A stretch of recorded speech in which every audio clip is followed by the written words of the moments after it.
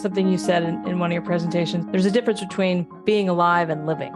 And I think that's part of what you're talking about with this whole system.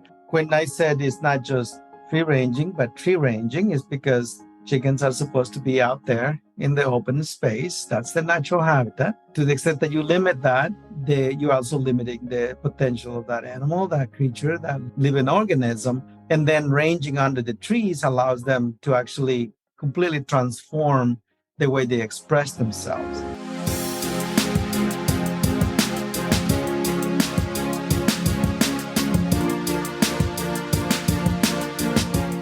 Welcome back to our podcast, Tasting Terroir, a journey that explores the link between healthy soil and the flavor and health of your food. I'm your host, Sarah Harper. That was a clip from my feature interview with Reginaldo Haslett-Marroquin, co-founder of Tree Range Farms, a Minnesota-based company which provides regeneratively raised chickens, hazelnuts, maple syrup, and more. Regi is not only the co-founder of this fantastic company, he's also a regenerative farmer with Salvatierra Farms and is the founder of the Regenerative Agriculture Alliance. His past experiences include working on economic development projects around Latin America, serving as a consultant for the United Nations, and being a founding member of the Fair Trade Federation. A native of Guatamala, Regi has also worked with farmers there and in many other countries, but for the past several years, he has been focusing his energy within the state of Minnesota. I met Regi a few years ago at a regenerative agriculture conference and was immediately impressed by his deep knowledge, his message about the need to transform the food industry, and the authentic way he lives out what he talks about. If you've listened to my other podcast episodes, you know I can get a little punchy around the topic of big food companies marketing regenerative more than they actually do it. That anger comes in part because marketing can make it appear that people are doing more than what they are and more than what they could. And that takes away from the potential market share of people like Regi and the team that works with him, who are truly transforming the industries they operate in, from the way they treat the people that work with them to the animals to the larger ecosystem that supports their crops. Regi is a hero of mine, putting into action successfully what so many other dreamers have failed to do. Trust me, you will want to stay tuned for this listening treat as you hear about the holistic system that Regi and his team have created, a system that is producing some of the healthiest and tastiest chicken around.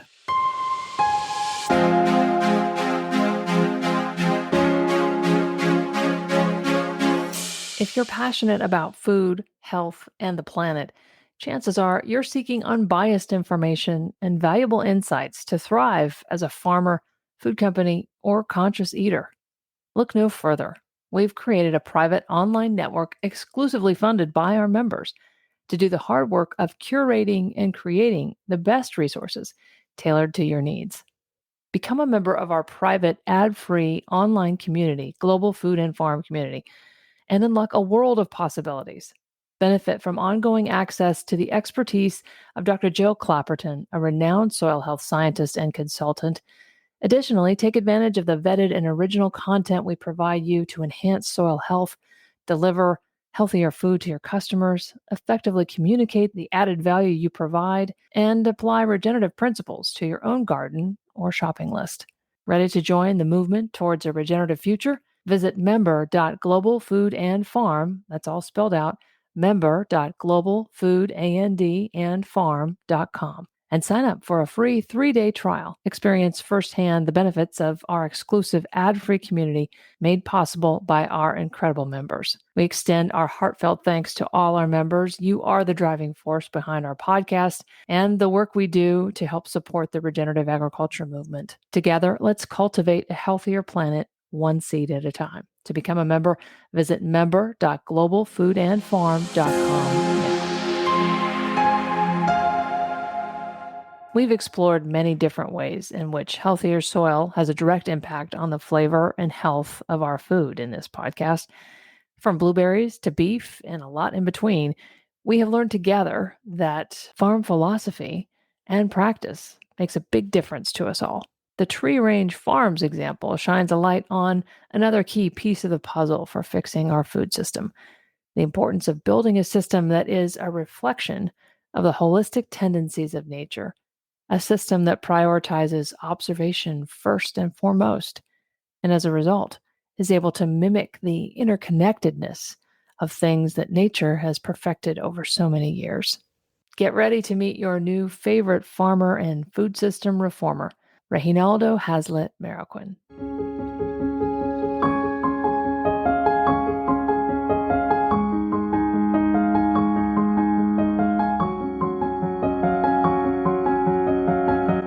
I am lucky to have gotten to meet you and gotten to see you speak in all sorts of different events. But for those who don't know you, could you just introduce yourself, Ray? Yeah, I'm Reginaldo Haslett-Marroquin, and I'm a owner and co-founder of Tree Range Farms, is the market-facing arm of an regenerative poultry ecosystem of businesses that we have launched. And our job is to contract the product from the producers, brand them, market, distribute, and pull the system into the next stage of development. And I checked your website recently, and you have an impressive number of outlets. It seems like where more and more people can buy your chickens locally. Is that connected to where the farmers are? Well, actually, that's a question better directed to Jennifer. Do you want to introduce yourself and answer that? Because that's your department. You're not going to let me out of this. Sure.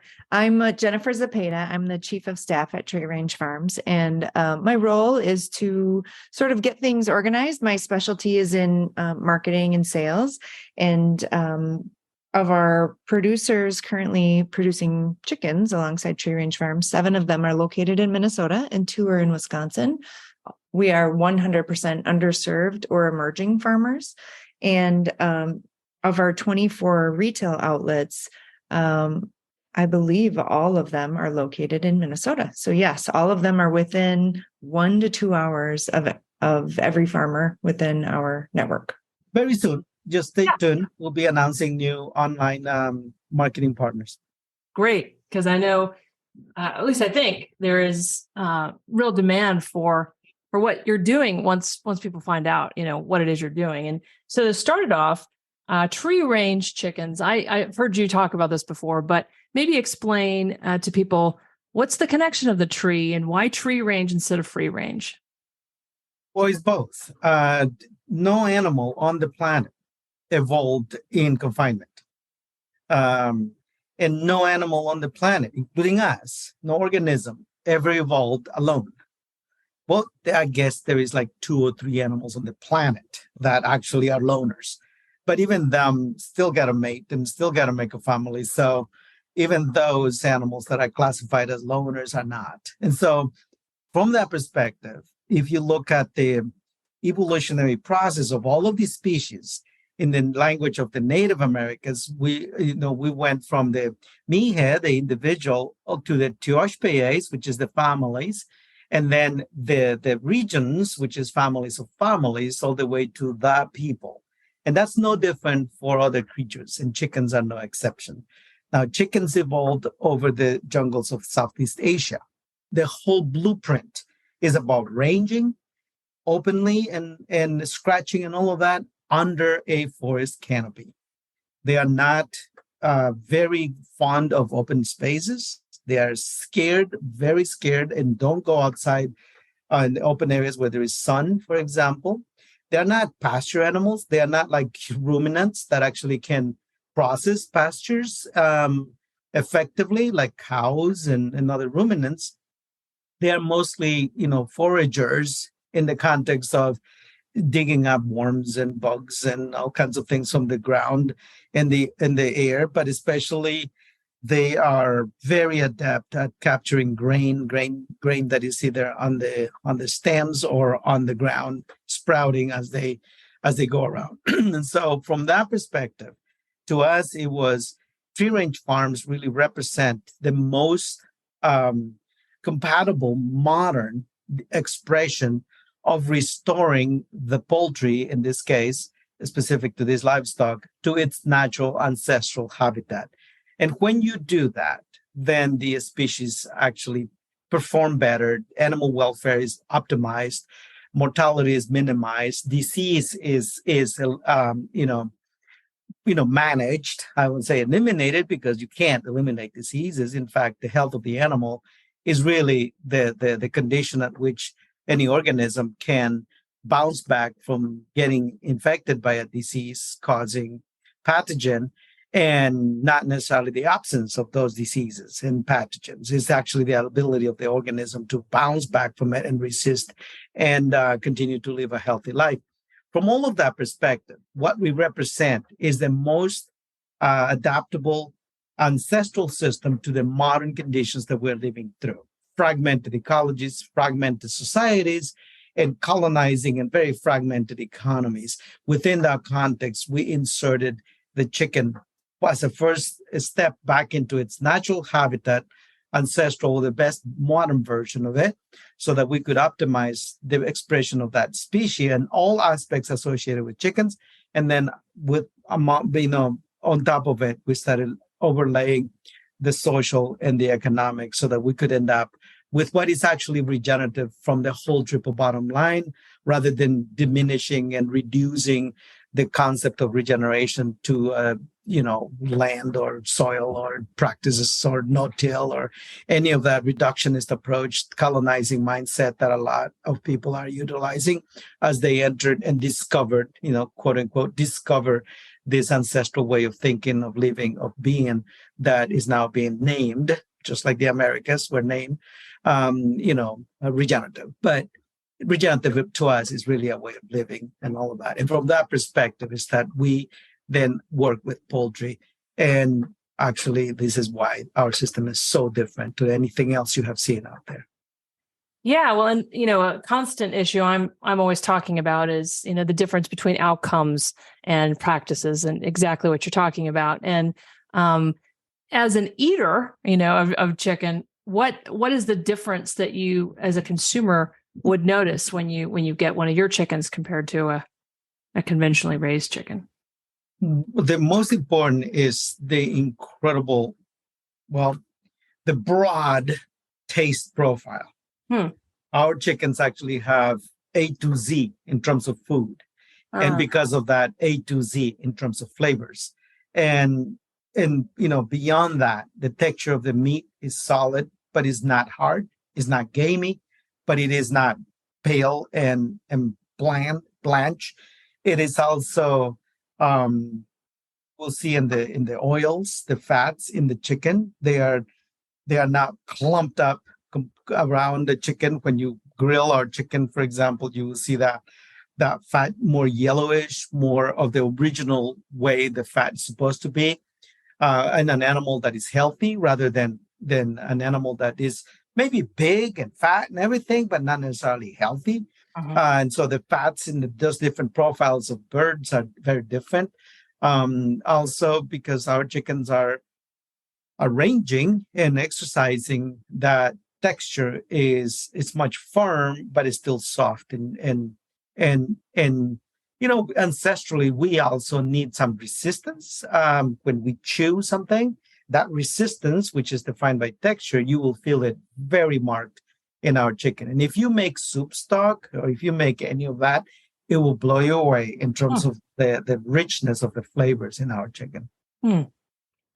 Well, and how, when a consumer goes to the store and they see all these different labels and they see all these different descriptions that sound good and they often look good, the marketing does a really good job of making people think that they're maybe getting what you're doing, but they're not. And how do you maybe advise consumers to find something that's real, that is holistic?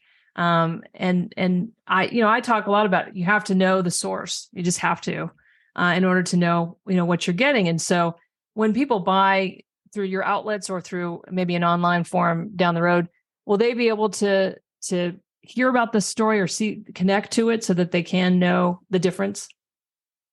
Right. No, of course, we have so much material out there already online that people can just Google us, search us on the internet, and find literally hundreds and hundreds of stories, presentations, and so on.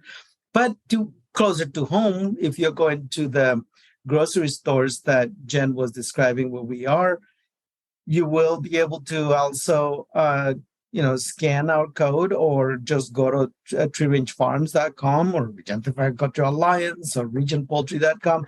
We got so many different platforms where different parts of this story are being told.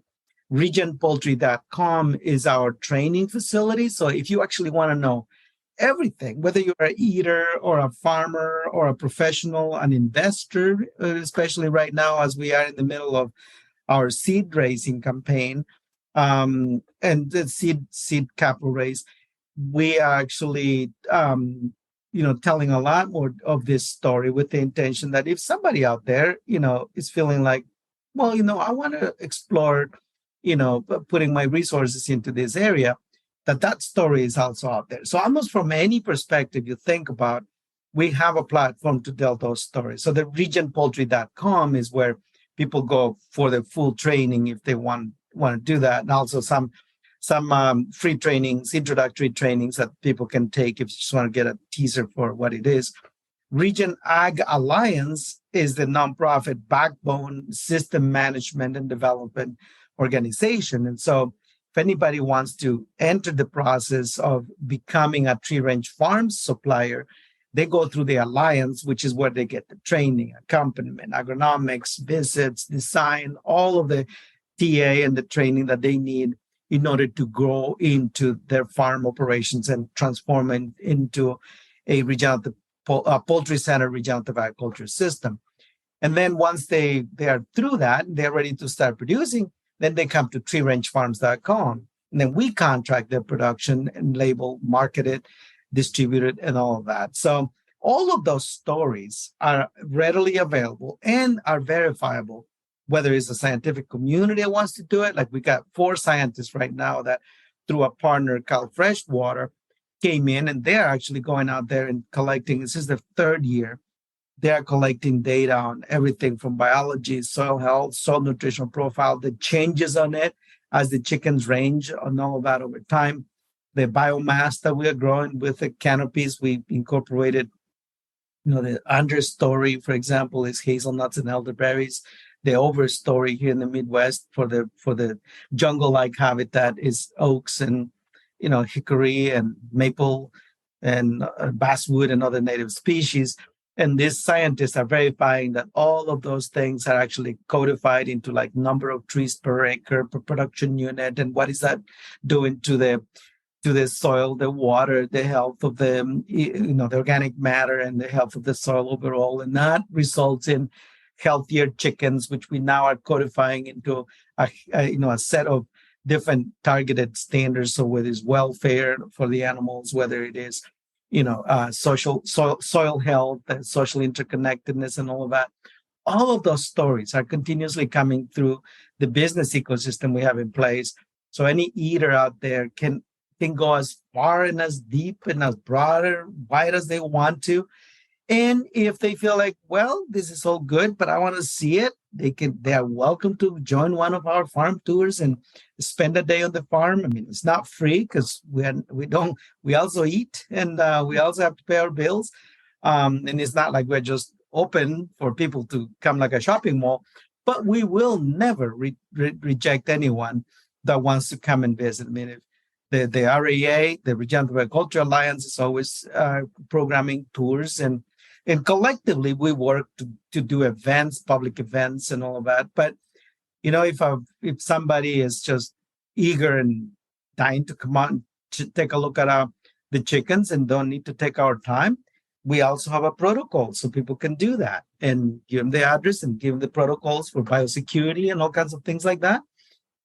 And just come and walk around the farms. We are 100% transparent. We hide absolutely nothing. In fact, we don't want to. We want 100% of what we do to be seen, known, verified, studied if you want to. And so that's the way we approach this storytelling and also community verified processes. And do you have plans to expand outside of Minnesota, or is that in the works, or, where else might you be coming? Well, yeah, in fact, we concentrated in Minnesota until recently, but before we actually set up this regional system here to scale up one region, we started working with the Pine Ridge Reservation in South Dakota. And there's another system already evolving there and feeding a lot of people right there in the reservation. They're just not distributing outside yet, but it's already a system. It's a sister organization for us.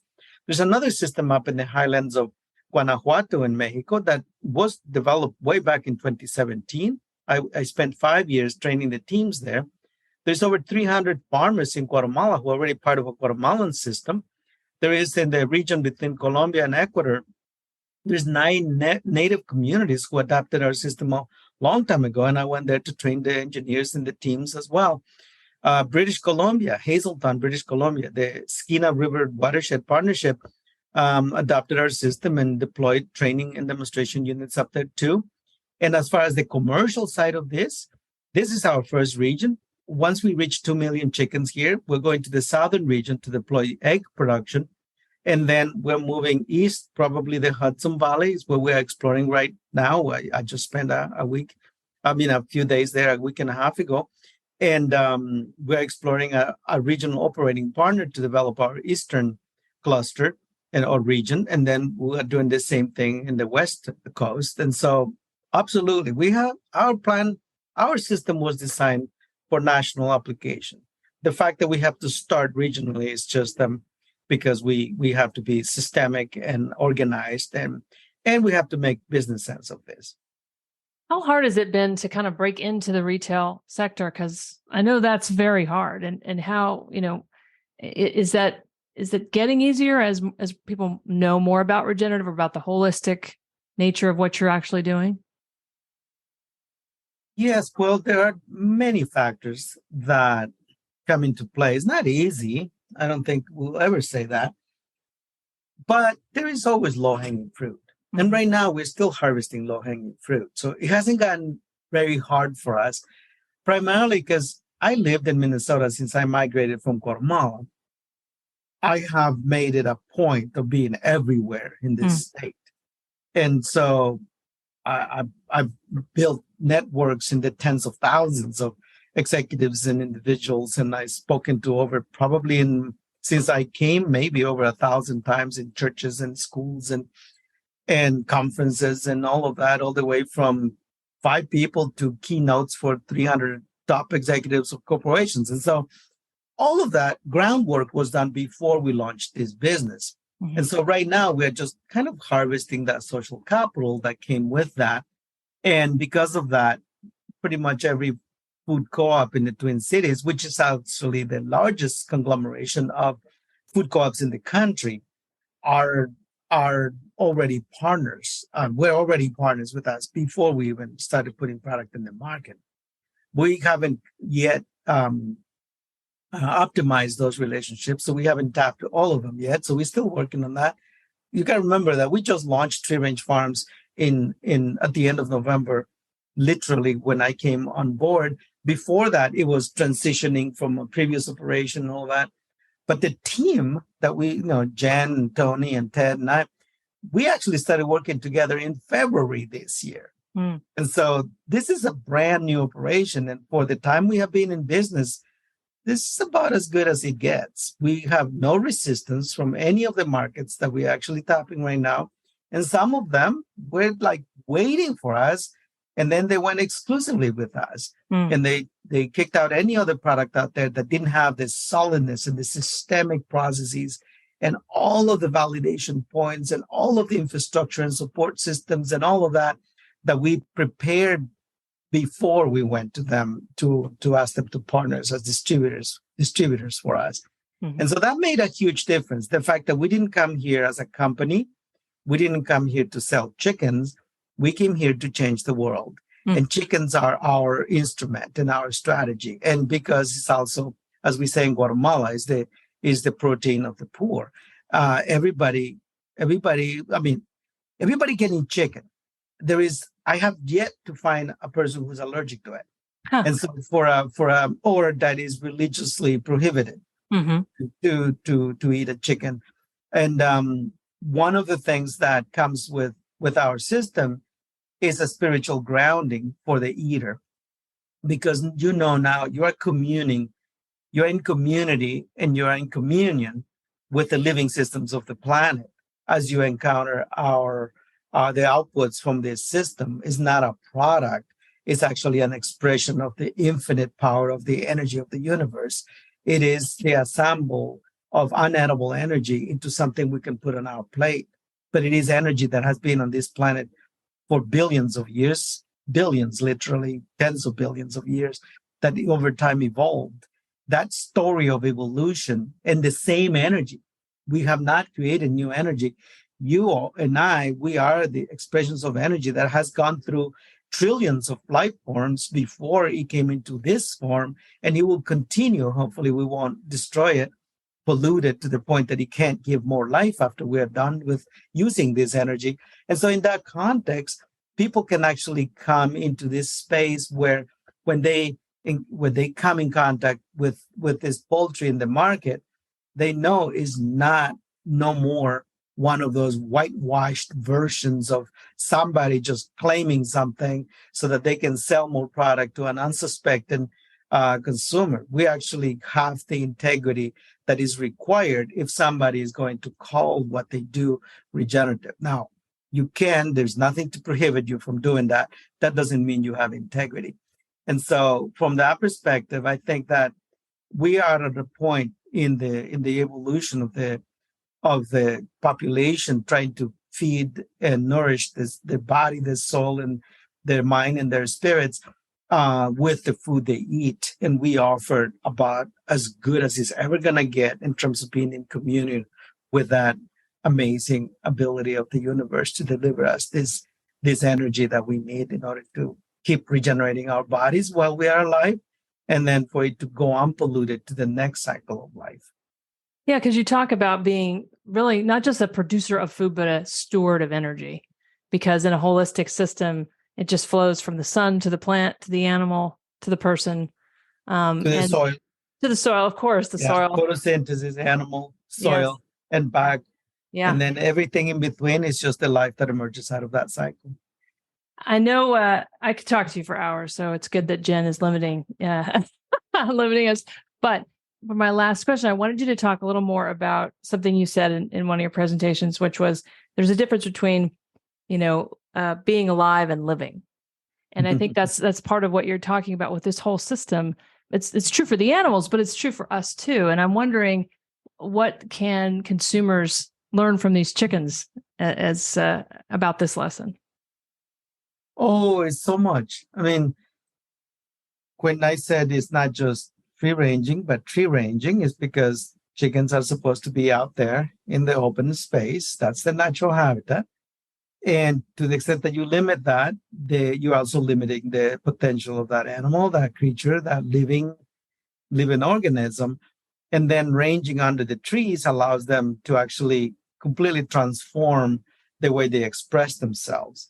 And when those conditions are met in the context of verifying where our food comes from, one of the things you will see is the incredible lessons that every creature on this planet, every living system teaches as it evolves.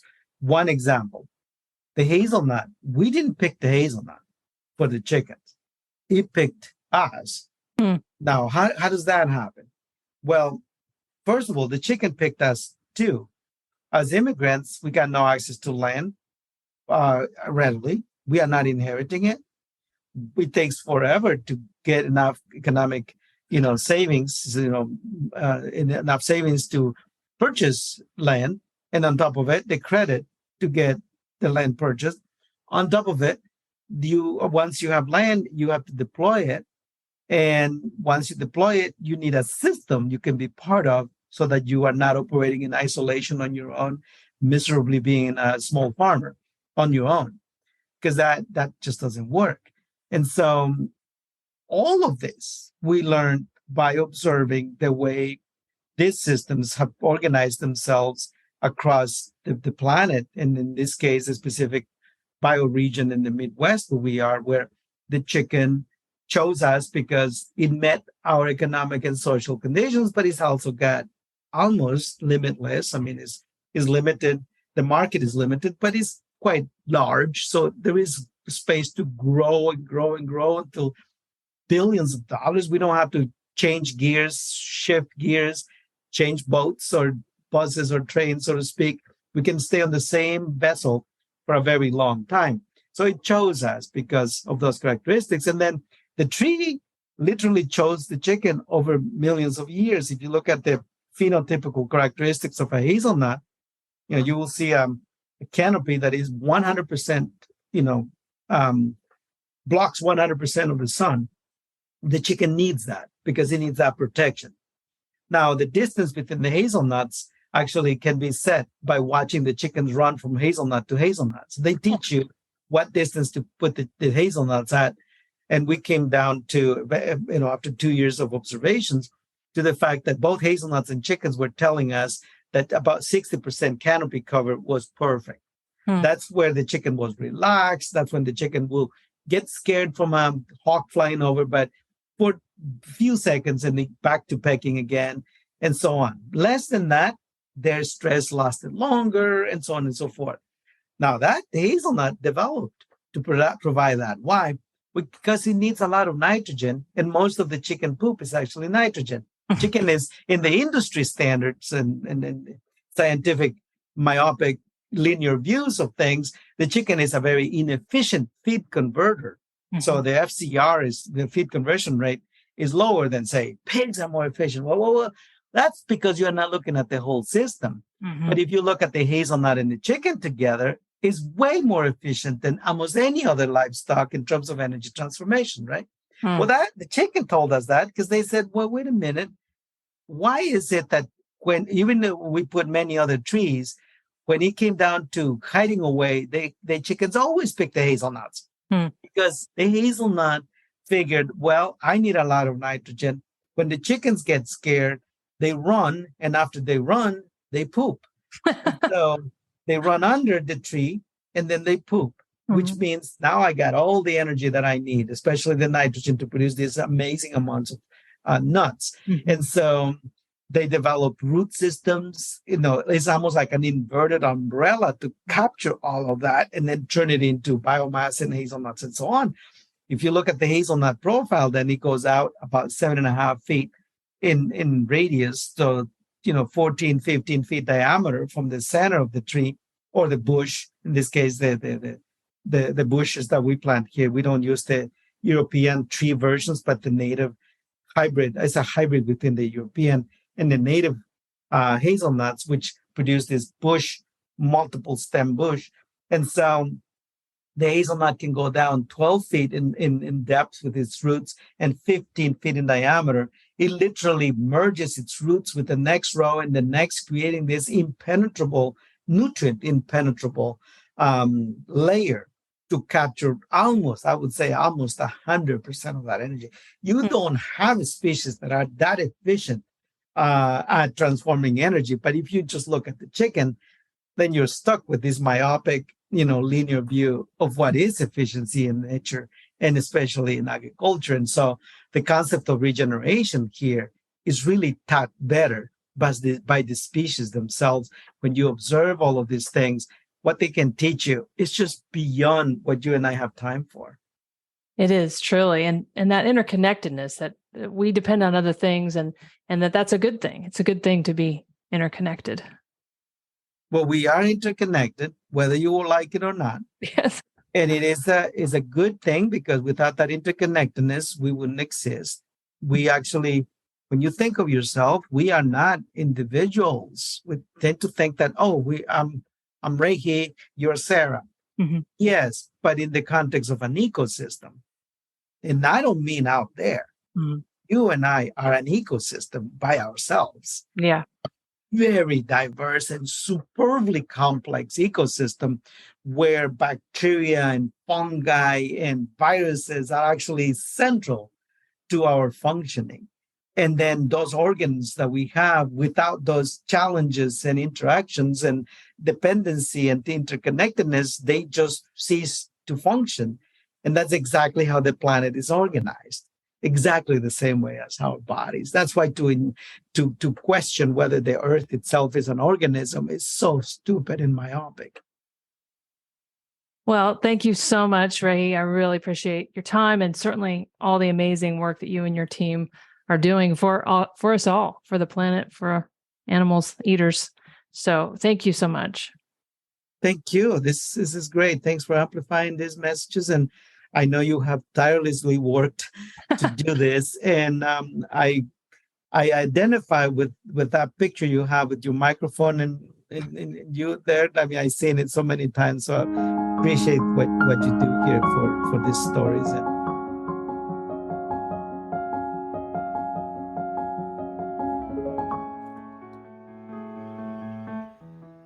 You've been listening to Tasting Terroir, a podcast made possible by a magical collaboration between the following companies and supporters, all working together to help farmers, chefs, food companies, and consumers to build healthier soil for a healthier world.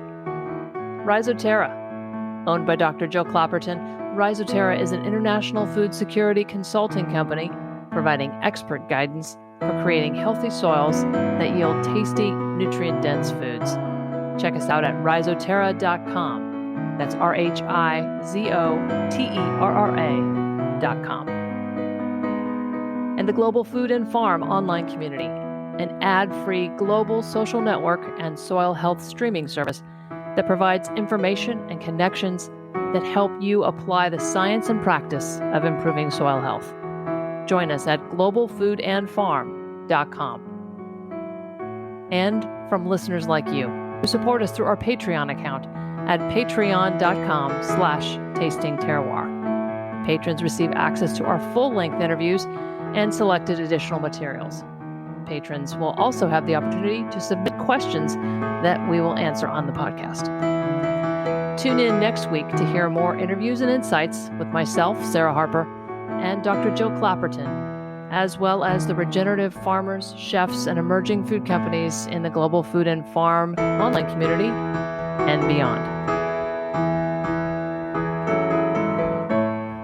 If you like our work, please give us a 5-star rating and share the podcast with your friends. Thanks so much for listening and for helping us get the word out about this new resource to taste the health of your food. Until next week, stay curious, keep improving, and don't stop believing that better is possible when knowledge is available.